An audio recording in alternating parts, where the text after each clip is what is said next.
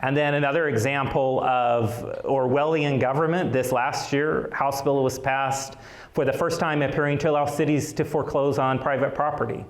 So historically, we know that cities can abate and cities can put a lien on property, but they can't take it.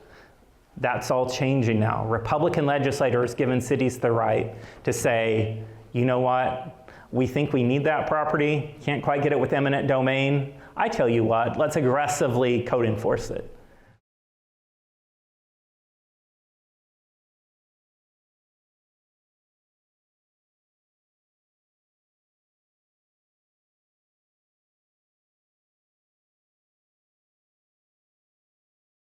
And you all probably know him as the editor and publisher of Oklahoma State Capitol Substack. Anybody have that on their phone, the Substack? Anybody have Oklahoma State Capitol on there? Okay, all right, be sure and look it up. He's been the publisher of Oklahoma State Capitol Substack, and the latest thing that you all need to read that he's published is the People's Audit.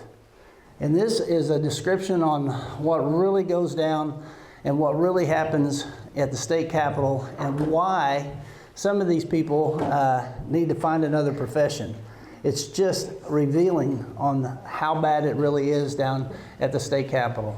And so I'd encourage you to do that. The reason he can write so well about this is he's a 12-year veteran from the state capitol. He was the chairman of the Government and Modernization Committee while he was down there, and I got to serve with him as a vice chair on that committee. And before I got there, though, he was doing a really good job of making sure that government was accountable, making sure government was transparent, and making sure that government served the people. And he was one of his major accomplishments in consolidating government into a single entity called OMES, and he was responsible for that reduction of the size of government and making it consolidated in one area to better serve the people. And he also, before that though, he served his community as a council member on the City Council of Guthrie. And we have another member from Guthrie, Oklahoma. This is Marvin Goodman, and he's a good friend, former county commissioner, and this he also testified in my interim study that I had back a couple of weeks ago down at the state capitol. But they're both hail from Guthrie, and Jason's been there all of his life, and he was a 4-year member of the city council. He likes to call Guthrie the true capital of the state of Oklahoma, and he brought his lovely wife Rayleigh this evening. They've been married 29 years. They have 2 sons and 4 grandchildren. Is that correct? And so it's going to be a real treat to listen to him and get his perspective, because he has a knowledge that and an ability to communicate what's really necessary for people to know in order to really understand what goes on at the state capitol. One of the things that he tried to get passed was to put the state legislature underneath the Open Meeting Act. How many people realize that the Oklahoma State Legislature does not have to abide by the Open Meeting Law? How many people? There's one. Well, they don't. He's been attempting to do that. Tried to do that back in his tenure, but of course he couldn't do it. Couldn't get it done. Nobody wants to do that down there. But the insight that he brings as a result of his tenure kind of offsets that perspective that nobody else can give you. And so with that, I want to introduce to you Jason Murphey, the publisher of Oklahoma State Capitol, former state representative, and just a really good friend. So Jason, welcome to Mays County.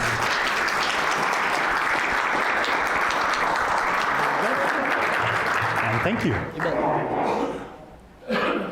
You know, I've heard a rumor, and I don't know if it's true or not, but only the absolutely insane state representatives do things like sponsoring bills that tells their fellow colleagues, you know, legislators should have to follow the law too. Wouldn't that be a good idea? And so open records and open meetings for legislators, this sounds like something to you that is common sense, because if you know your local government, you know that hopefully they're following that law, but legislators don't. And to even suggest that they should presents all kinds of obstacles immediately. But there's a rumor going around that someone is thinking of taking on that endeavor. And I don't know who would have such terrible judgment to even try something like that, but it's going to be fun watching them do it. Good luck.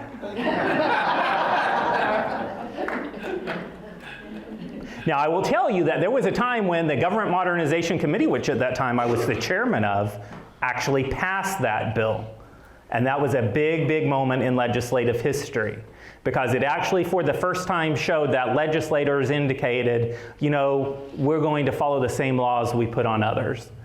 And so that was a big moment. Now, we didn't actually get a floor vote on that, which speaks to some other issues with legislative process. But I say that to say this, that as a member of the legislature who served as what I call the first generation majority Republican legislators, that is the group of legislators that had a memory of what Democrat leadership in the state legislature looked like and why that was so bad and why it needed to be changed, we had a vision. And so when a legislative session would start on any given year, we would stand up before the press and announce our vision. And we would talk about things like transparency and openness, like taking the legislature from a closed legislature to an open legislature, like consolidating state agencies instead of creating more of them, actually making the administrative state smaller. Of course, we recognized the fact that you had to have less taxes and less fees, less regulations. Things that this generation of majority Republican legislators, this is an alien language to them. Regularly are they approving new agencies, new fees, and even authorizations for new taxes to this day. We talk about the great damage that the property tax does in this day and time because it's absolutely out of control. But with some regularity, bills and proposals advance in the legislature to talk about new property taxation districts. A couple of years ago, a new one passed. The first generation of majority Republicans fought very hard to bring fiscal sanity to the state's retirement system, saying that you should never pass an increase in payments without also paying for it. We fought very hard to say that the free market should rule the day when it came to health insurance mandates, that when the legislators put a mandate on private market insurance products, we understand that that may seem unpopular, but that it drives up premiums. And when premiums go up, fewer people can afford it. There are actually more uninsured. So time and time again, the first generation of Republican legislators was far from perfect. And there were still many bad votes, but there was a culture, there was a vision. We had fought for years to do what you've seen happen in Mays County, where you had a deep blue county go to deep red. All across the state, it flashed over, and it was so fun and exciting to watch. It is so rewarding for those who have put in so many years of effort, much like what you do here and what you're doing tonight just by being here. But for years, those in the Republican Party did this without the advantage of being the majority, and in fact, were in a deep minority.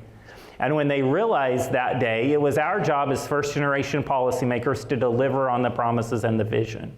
And to a wide extent, we did. We can talk about the accomplishments that were made in those early years, but we have to admit to the fact that in today's culture, that when the legislature comes back for its session here in a couple of months, you won't see Republican legislators take to the press conference room and say, we have a vision. We have a vision for reform. And here are some specific reforms on how we're going to get there. To the contrary, you had, in the last legislative year, many legislators decide to override a gubernatorial veto on things like health insurance mandates. And they didn't just override the veto, but they signed letters and they criticized the governor for even daring to defend the free market. We've seen in recent years where they have frequently brought forward what are called the corporate welfare on steroids projects.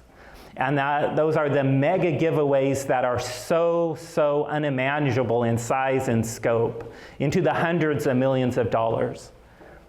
And these were things, as minority Republicans, we rightfully criticized the Democrats for when they would do these types of corrupt programs that were a fraction, just a fraction of the size of the mega giveaways that we see this generation of Republican legislators now approving with regularity.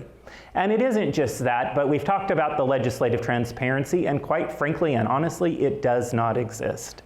When these mega projects come out, we're lucky if there are more than just a few days of prior notice. We're lucky if those advancing the proposals don't claim to have, for some reason, signed a commitment to keep secret the details of the bill until the very last minute, to not allow the people of Oklahoma to know who the beneficiaries are of these projects. And of course, it was of great importance when right here in Pryor, when you become the target to be the recipient for that type of giveaway, that the community stood up. And I feel like there were probably any number of you in this room who did that and sent a message statewide that whatever the local tools to be required to make this corporate welfare happen via the means of, say, a TIF district, that the people didn't support that. And that was a big sign, not just to the community, but to the state. And I know that had a big difference in the Capitol environment, and though that it's still a very dark world, and though that the practice of corporate welfare on steroids continues to this day, there's a fear in that building, and that's a fear of the people saying, you know what? Why can't we have a state government with light taxation without the corruption, without the loopholes, without the giveaways? And maybe that would be the best possible economic development tool. That people would say, let's go to Oklahoma and let's invest in Oklahoma because we know that the local politicians won't keep our taxes high and then give away the shiny objects to whoever it is they're chasing the next year when special interest asks them to sign a non-disclosure agreement. What a great economic concept and recruitment tool that could be. We know that in today's legislative environment, transparency is at such an ebb that in the last legislative session, they set a really shocking precedent. And that was as the legislative session began to come to a close, they actually voted to suspend the rule that prevented them from doing business after midnight. And so while you slept, while the people of Oklahoma slept, the political class did what the political class does. They spent your money, they regulated you, whatever they wanted to do.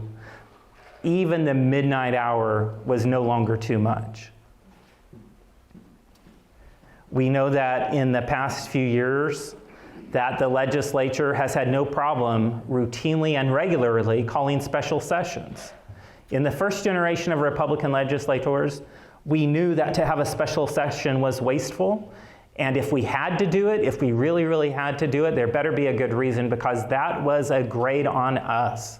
If we couldn't do regular business in the regular session, then by all means, we shouldn't be allowed to do a special session at the taxpayer expense. And I think in that first generation, there were probably 3 of those special sessions, and 1 or 2 of them were because of the courts. In the last 10 years or so, there have been 11. And it just shows that spending the taxpayer dollar, doing the special session, doing the political game, and the danger of the special session, which is that the legislative calendar gets reset, we've seen that they have no regard for that. And in a special session, anything can happen. Any bill can come forward out of nowhere with no legislative deadlines aside from 3 days requirement set by the Constitution. Legislation comes out of thin air. And then, of course, there's the spending. In my last year, the legislature appropriated approximately $6.8 billion. Today, the legislature appropriates $12.5 billion. Had the legislature just kept pace with inflation and population growth, that number should be 8.85, 40% too high and too much. It's spending on a level that is unimaginable, to a size, scale, and scope that you can't attribute to conservatism in any way, shape, or form. And then, of course, there is the surveillance state. Obamacare, of course, sought our medical data. Years later, the Oklahoma legislature was proud to try to build the system to share all medical data. And once our medical data is centralized, everything from blackmail to implications on job and job performance, you name it, it's there. It's a great evil. And that legislation has been in the courts and being challenged, but the legislature of conservative Republican supermajorities approved it. We have, of course, seen committees advance legislation on license plate scanners, the most Orwellian and intrusive of concepts that would track everywhere you go. And we saw the entire legislature approve what we call track-in tax, which was a pilot program to suggest that you put into your vehicle some sort of technology that tracks you everywhere you go for the purposes of turning every Oklahoma road into a toll road. And as shocking as that is, they actually ran that pilot, and they spent about $4 million promoting it. And so if you think that was something that wasn't a freight train coming down the tracks, you would be wrong. In the Biden years, the federal government was clearly behind it, and it was going to happen to us courtesy of the Biden administration and our Republican legislators. And then another example of Orwellian government, this last year, House bill was passed for the first time appearing to allow cities to foreclose on private property. So historically, we know that cities can abate and cities can put a lien on property, but they can't take it. That's all changing now. Republican legislators given cities the right to say, you know what, we think we need that property, can't quite get it with eminent domain. I tell you what, let's aggressively code enforce it.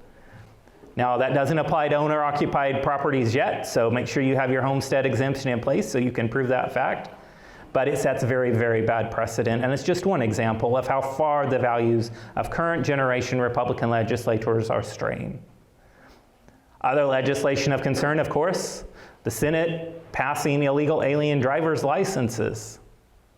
A Senate committee passing legislation requiring social services licensing to sync up with national groups, essentially putting social service bureaucrats in charge of potentially taking away the licenses of Christian counselors if they put forward biblical counseling, especially as it relates to God-given gender concepts.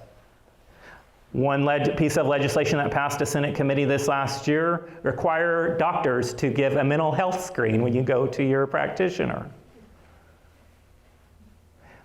In 2021, they passed the Party in the Box bill.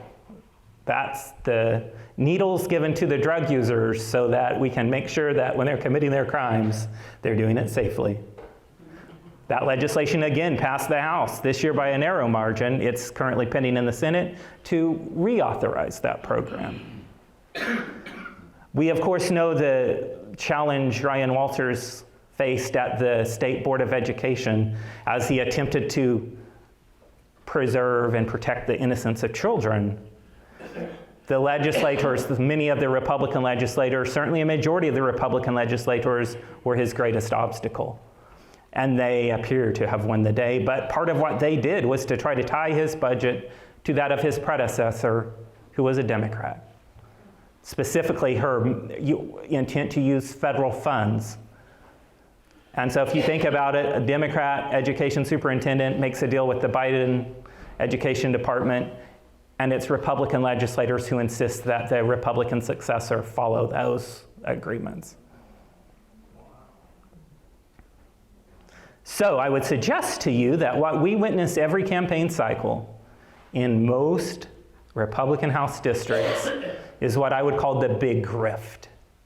And that is consultant-crafted pieces, dark money groups, pour thousands and thousands of dollars to convince you that your representative, if he's the only one, is the conservative. And when they do that, they're committing the big grift. Because though there are always a few high-profile bills where the representatives in the Republican caucus pretty much unanimously do vote the right way, there are so many bills that are occurring under the surface where time and time again, when the people aren't paying attention or aren't aware, they are betraying our values right and left. I would suggest, oftentimes, at the request of and to the benefit of the people who are paying for the message to convince you that they are a conservative in the first place. So what are we doing about it? How can we return to that vision where the Republican legislators represent the values of the people? And my suggestion is we have to come together using the new technologies, taking advantage of the fact that the grassroots are becoming stronger and stronger than ever. And we actually have to start communicating about what those bad votes are. And so when Tom mentioned the People's Audit, that is one of the tools that I've been working on to say, you know what, let's go and look for those bills, not the bills that the 4 or 5 that they're going to put on that push card, but let's find out of 1,000 votes they cast, the 100 worst votes, and let's talk about those.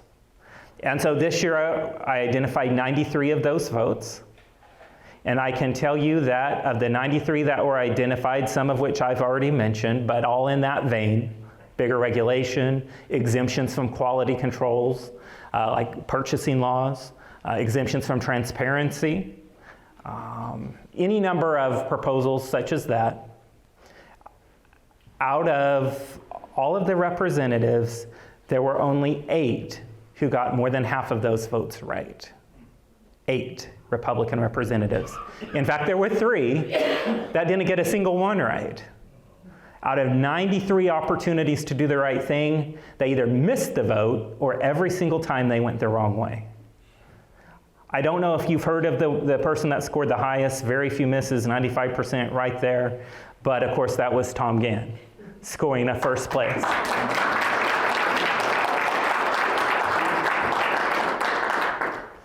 And I had to know that would happen because earlier in the year, we did a lazier rule of thumb for identifying which of those legislators are best representing our values and which are not.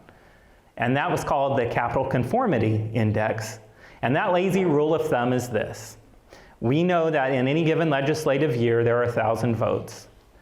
And based on my experience, I would tell you that many of those votes are what I call unnecessary bills. They're busy work for the bureaucrats and the attorneys in those agencies, constantly tweaking and retweaking the laws that they enforce on us. They get their favorite legislator to run that, and then they all feel good about it because they're writing their own laws. Then, of course, there's the busy work created by the lobbyists who need to send a bill to a client, and they need to tell that client, hey, you got to pay me because here's what I'm getting done for you, or here's what I'm stopping for you, or here's what we could be doing. Pay me money. And then, of course, there's the legislators who constantly churn through the process as just an ego trip. And so there are many, many bills completely unnecessary. Then there are bills that are absolutely sinister, some of which we've mentioned. And so my take on it has been, I think back in the 60s when the people of Oklahoma unfortunately passed an amendment saying that legislators should meet every year instead of every other year, that has become one of the greatest abuses of the taxpayer dollar. That when the legislature meets, half the time it's absolutely completely unnecessary. But that's also to say that many of those votes are in the best case unnecessary. Very few are actually needed. And so the other thing that we know is that much of the deliberative process that the people see of the legislature is just a show. In the legislative environment, almost all power has been put into the corner office, the Speaker of the House's office. And that means if he likes a bill, it lives. If he doesn't, it dies. So the fight takes place behind the scenes. Who has pull, who has power, who's making contributions, who forgot to make the contribution, who didn't show up at the fundraiser last night, who knows? You won't know because it's not a discussion that happens in open, transparent process like what you would expect. And so the gist of it is many of these bad bills coming forward, the reason for bringing them forward are opaque and we don't know. And if you were to be voting on those, your best vote is, of course, if I don't know who's running this, if I don't know what it's doing, if I don't think it's necessary, maybe I'll just vote no. That would be the good vote to cast. But what we can tell you is that 94% as of the 2024 session of Republican votes cast were green. In other words, almost every time, Republican legislators are mindlessly hitting the green button because they delegated their power to the corner office. At this point, what does it even matter? In fact, hitting that green button, I would suggest, is the hardest part of their job. And for some, that challenge is so great that they won't even do it with their fingers anymore. They're using what's called the mashing stick to mash about, because stretching out those 2 feet to hit the green button is quite strenuous. And so you'll occasionally see those members of the House with their mashing sticks just trying to make sure and hit that green button 94% of the time in 2024. But as the grassroots began to get engaged, we saw something very unique. And that was that last election cycle, 3 incumbents were displaced in Republican primaries. And so this year, using that capital conformity index, the idea is, let's see what the score is this year. And albeit it had dropped to 89%. And if that doesn't sound like a lot, believe me it is, because that number was pegged 93, 94% for years. Something is happening. And we're measuring it and we're catching it. And anytime Republicans are losing in Republican primaries because brave challengers are talking about these votes and are talking about going back to that vision of the first generation of Republican office holders, the electorate is listening. And that matters. And so the first hint that Tom Gann might do well on the People's Audit was that apparently he voted no this year more than he voted yes. He voted no 49, 50, 51, 52% of the time. That was the sign that Tom Gann was doing what very few legislators do, and he was reading the bills. You're not supposed to read the bills in the legislature because you'll realize what's in them and you'll vote no if you're a good legislator. And that brings us to my other point. There is a unique correlation with those 8 legislators who did well as the ones who have a propensity for independent mind and thought and who know that their red button works because they use it. And the fact that most of them do not take lobbyist money. And that, at the end of the day, is what I would suggest to you is our real answer. That when you go to vote in your Republican primary for a legislator, whether a House member or a senator, your first and foremost question for that House member is, will you commit to us, the voters, that your loyalty will be with us and not the people that would pay to engage in the big grift? Because once the legislator has to say no to that money, then everything changes. When the medical interests come to them and say, you know what, would be good, a mandate on insurance to pay us more money because the law says you have to do it. That legislator won't care anymore because his values and his heart are back in his district with his people. And that's how we reverse this. And so the Oklahoma State Capitol Project, which I have put together, is about educating the readers on some of these insider knowledge concepts that the people just don't have easy access to. It's the truth, the hidden truth, the ugly truth, but once it's out there, we're going to change the state. Secondly, it's about giving concrete, actionable information that you can use in your district to say, I've got one of the 8 people who should be reelected, or I've got one of the 87-ish, whatever it is, who need to go, or maybe my representative is one of those squishy people in the middle and we need to talk to him. But when you do talk to them, or when you go to the electorate and say why you need a new state representative, it's my goal that with information and tools like the People's Audit, you'll be able to show them. And so that's why every one of those 93 votes has a description on it. So you can see why it was important. And then finally, it's my job to suggest what I believe to be that remedy. And that's the remedy Tom has practiced his whole time in the legislature, make no mistake. That makes all the difference. And that is the legislators who will make that commitment that I will stay true to you, I will stay true to these principles that I'm talking with you today about, I won't betray them, and to make sure that I abstain from even the appearance of impropriety, I'm not going to take the money of those who, according to state law, have self-identified as having a special interest in the passage of legislation. And that is the abstinence pledge, abstaining from the appearance of impropriety, the same as you would expect from any other professional in the professional world, whether it was a lawyer, a judge, a vendor, a purchasing agent. You name the relationship, and anywhere you look, you will find that this is a forever truth. That when one person makes a decision using other people's money or in a decision that affects other people, that they must disclose and they must abstain from even that appearance that their decision-making has been skewed by some sort of benefit to themselves. And so we know that political contributions are constitutionally protected, and that's as it should be, but that doesn't mean that those legislators have to engage in that impropriety. And so going forward, if you haven't subscribed yet, oklahomastatecapital.com, I would certainly invite you to do so. Whenever you see that information come across, if I can at all give you more context or details, or you have input or suggestions, or maybe you just have a question you would like answered in a future publication of that publication, please reach out to me, just hit reply to that update, and I will be happy to respond. And then thank you for the honor of allowing me to speak to the Republican grassroots of Mayes County for the example that you've set, first and foremost, by electing and showing the state that you can elect and re-elect a state representative who won't take lobbyist money.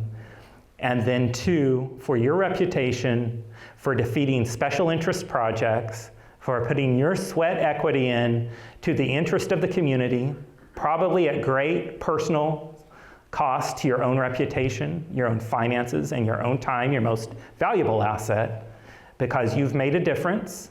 It's known throughout the state, and just keep doing it. And thank you for inviting me to be here today.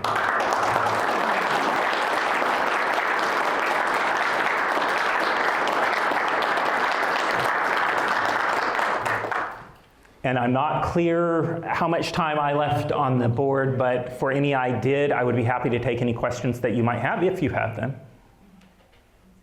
And if you don't, I am off the hook. Yes? Why is mental health screening bad? So the idea is that if you go to a doctor, you're going to a doctor for a reason. My head hurts, fix it. But it's not that kind of head hurt that you're wanting him to fix. Go to a psychologist for that. But once the government says the doctor has to give you a mental health screening and that you have to undergo it to get the service that is needed, that is the government getting involved in a relationship that it has no business getting involved in. If you want a mental health screening, you can go get that at any time.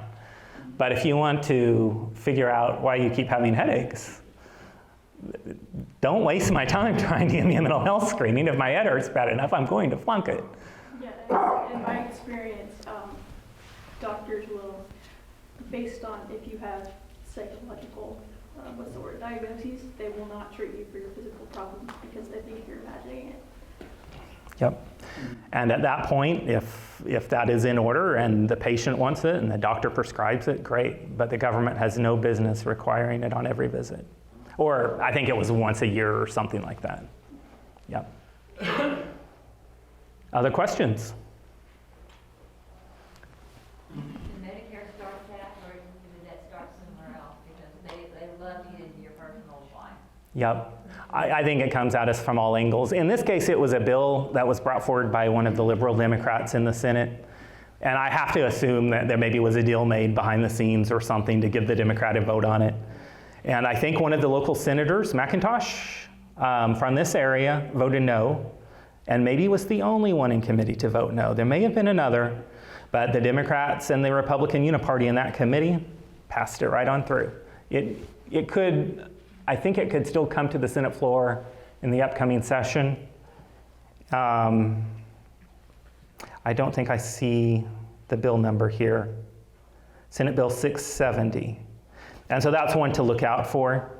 But it is just indicative of the mindset of too many of those Republican senators who how in the world would you put your name on that by voting for it, knowing that that is everything wrong with big government right there, and a chilling look at the future where you have to have a mental health screen in order to get a needed medical service. Just frightening. I was going to ask you, do you have information on the Senate side yet, on the 90-some or 100 worst Yeah. votes by senators? That's potentially a future product, and I should have clarified that. I did mention some Senate bills here because I was just doing a little research about bad Senate votes for some reason. But I would tell you that my focus personally has usually been on the House. I, of course, have a bias towards that based on my own history. The thing that I really like about the House and why I'm so focused there is that the House is the house of the people. So it's a tradition handed to us by the British. You have the House of Lords, those stuffy senators, and usually you just want to avoid that side of the Capitol altogether. And then you have that exciting House of the People. And the reason it's so exciting is, one, they're up every 2 years. So when I talk to someone who wants to run for the House, I will tell them, you may not win this time, but if you just keep moving your feet and you don't stop, eventually we're going to get you there. And that's because every 2 years they're running. So if you lose, just pause for about 11 months, give the incumbent the slightest opportunity to mend his ways. If he does, then you don't have to worry about it anymore. But he won't, and so let's go in 11 months. And this time, if you give it enough time, I think we can get you there. And that's the beauty of the way the founders passed on that design to us. It was one of the things that helped me win my seat when I ran against an incumbent in 2006, and that was that the incumbent, unfortunately for him, he proposed that the House would only be elected every 4 years, the Senate every 6. That would have destroyed that concept, because the House has to listen to the people, because at any given time they are up for re-election. And then the districts are half the size. So most grassroots don't have access to much money. It's rare that you find a grassroots candidate who does. But someone like a Tom Gann, for instance, can run for the House, and he runs in a district, if I remember right, in 2016, where there were 2 or 3 other people that had more resources, probably more community connections. They were the favorites in both parties, Republican and Democrat. But Tom outworked them.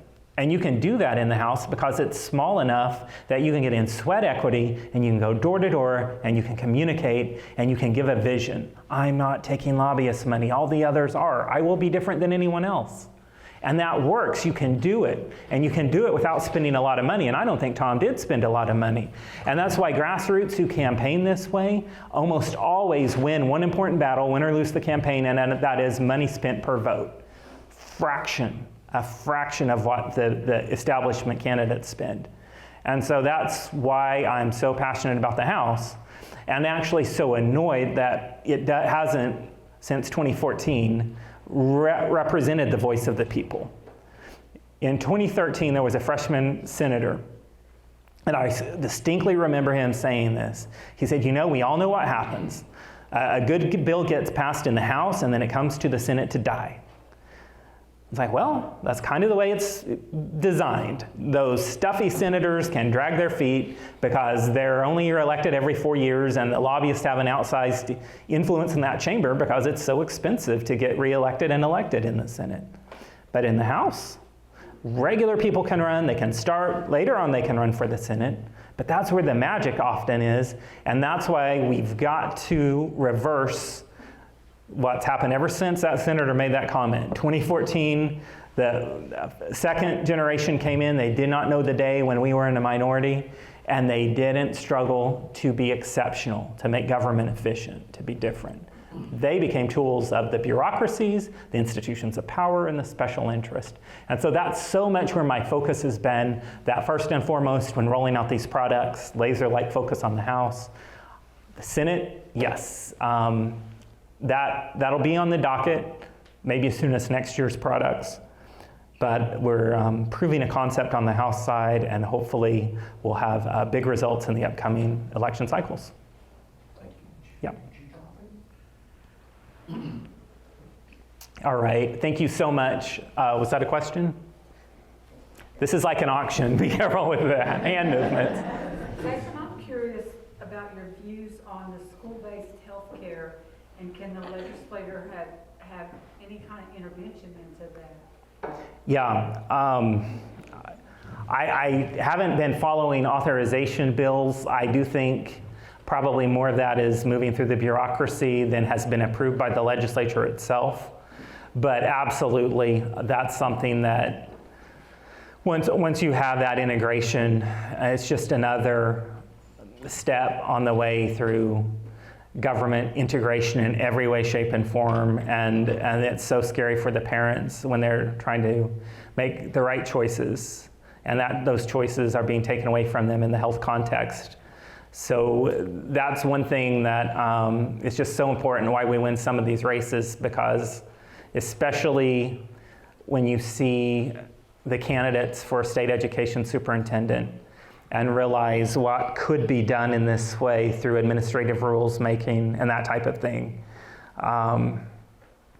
Losing Ryan Walters is on so many levels. It's hard to put a thumb on, but we're going to, I think, have to have legislators who will know and understand what those rules do and look like in the upcoming years. I don't think our worry is going to be so much through the legislature as it will through administrative rulemaking in ed. Yep. Speaking of schools, then, what's your take on school boards being moved elections to November? Yeah, that has to happen.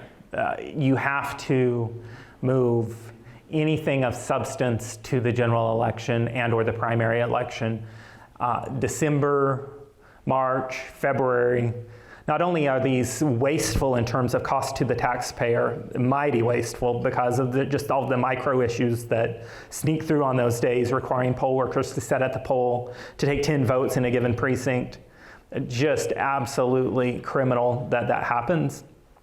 But then also, policy is so complex that just being able for the electorate to know and be informed, they can check in and they can study a ballot when it's once a year, once every 2 years, twice every 2 years if you have a primary in general, maybe a runoff. But aside from those 2 or 3, unless it's just a brutally needed special election for a vacant seat, then it needs to be happening on a primary ballot, runoff ballot, or a general. That's it. Nothing else. And then in the election fraud context, 2 things to note. Anything dealing with mail-in absentee ballot, no excuse mail-in absentee ballot is all about making elections more expensive. Grassroots and small groups cannot compete in a game when voters are voting for weeks ahead of time. And that is absolutely the Achilles heel of Oklahoma elections. Great election day security and a great election day system. A very bad mail-in, a no excuse mail-in. There was legislation that was brought into a House committee by State Representative Molly Jenkins to start rolling that back. Republican legislators were voting no on that. That has to change. No excuse you can't have. If there's going to be mail-in absentee ballot, at the very least it has to be for cause and excuse. And then 2, of course, which I don't need to talk to you about, but you will know, of course, the state question that would tell the Republican Party that it does not have the ability to choose its own nominees. That is about big money dominating politics, because once you go to a jungle primary system, then the real race is potentially getting decided between 2 Democrats and a general. Or the Democrats supporting the Rhino Republican in the general versus the conservative or the grassroots. What that does to a campaign budget, it means that the little money candidate it changes the whole dynamic. And so that, if that passes, the grassroots have to engage to pass a new question offsetting that one immediately, because we will not win these battles under that system. Other questions? All right. Thank you so much for being my audience and for inviting me today. I have been honored.